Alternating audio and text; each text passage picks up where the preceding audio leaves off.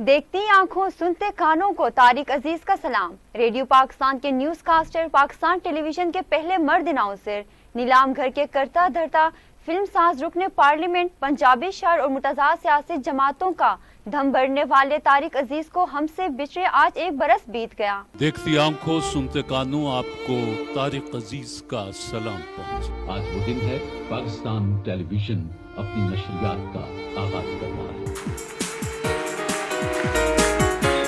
बस 400 पॉइंट से 4 सवाल हो चुके। आने वाले मुअज़्ज़ज़ मेहमानों को खुशामदीद। ऐसे है जैसे दिल ने कोई भेद पा लिया। सलमा तुम्हारी बेटी थी तो मेरा भी उससे यही रिश्ता है, लेकिन तुम सिर्फ माँ हो।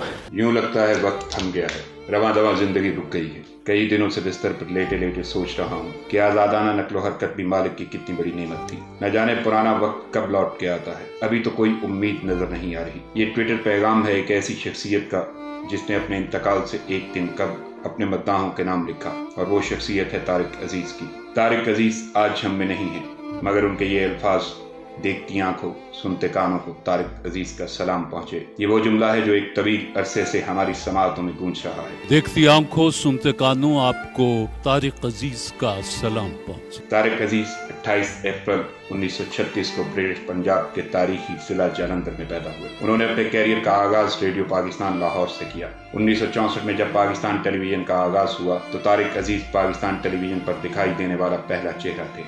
आज का यादगार दिन पाकिस्तान में टेलीविजन के हवाले से एक तारीख साज दिन है।